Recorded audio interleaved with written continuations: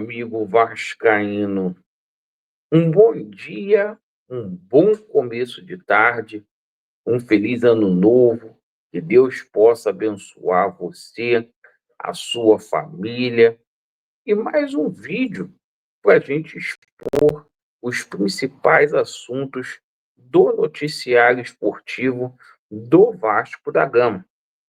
Entre esses assuntos que iremos abordar, iremos falar também sobre a situação envolvendo a venda da Vasco SAF.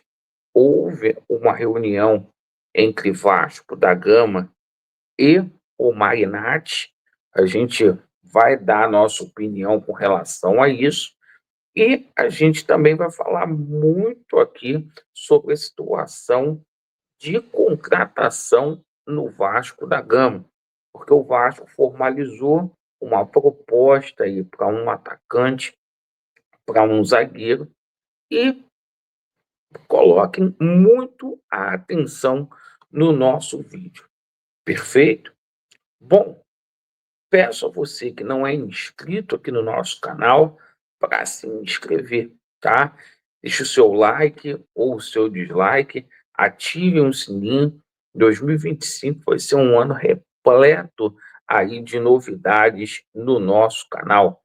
E a gente pede a você, tá? Você que possa contribuir com o nosso canal aí, para a gente fazer aquele profissionalismo no canal, para a gente poder investir na ida dos jogos fora do Rio de Janeiro, certo? Para a gente fazer o nosso podcast, enfim, você que queira ajudar o nosso canal aí a crescer, tá aí o Pix para você poder ajudar. Perfeito? Bom, vamos começar falando aqui sobre reforços. Bom, até aqui muito pouco Vasco de jogador mesmo para ser titular, só o Titi, né? A torcida do Vasco ainda assim fica muito apreensiva, né? Porque o Vasco não fez o anúncio do Titi, mas está ali assinado, né? Depois dessa situação aí do Joaquim Lavega, aí, o torcedor do Vasco ficou com muito pé atrás aí com relação ao Pedrinho, porque a negociação já estava praticamente aí sacramentada e o Fluminense acabou dando um chapéu no Vasco. Mas levantar a cabeça.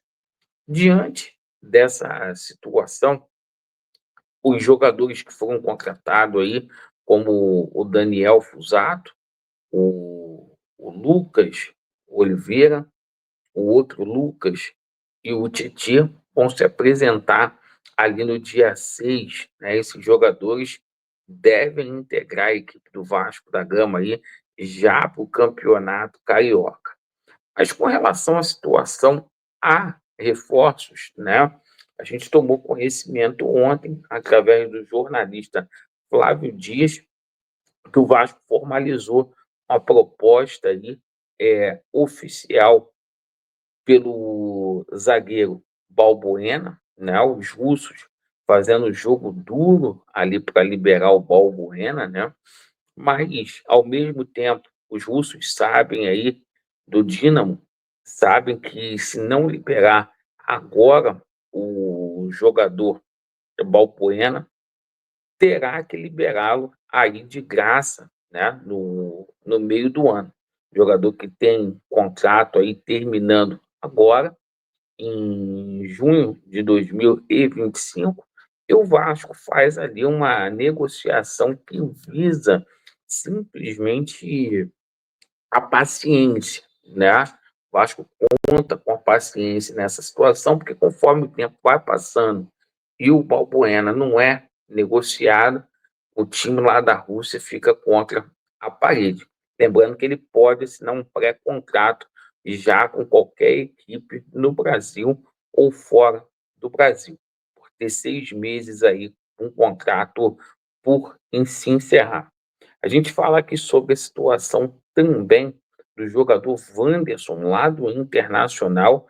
A gente teve a informação que o Vasco formalizou uma proposta aí ao Internacional por empréstimo. um jogador muito caro, um jogador que não teria outra alternativa se não fosse empréstimo, um jogador que está avaliado ali em 6 milhões de euros, é até um bom jogador, né?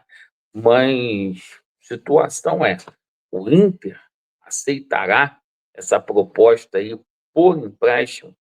Eu acho que mais uma vez o Marcelo Santana muito mal aí no mercado, aí, muito mal mesmo. O processo de contratação do Vasco da Gama está muito lento, embora a janela ainda não esteja aberta. A gente já viu alguns clubes aí anunciando reforços, como foi o caso do Palmeiras aí, que anunciou o Paulinho ontem, oficialmente. O Vasco vai receber 14 milhões de reais nessa negociação. E vamos falar aqui sobre a situação do grego, né, do Marinatti, no Vasco da Gama.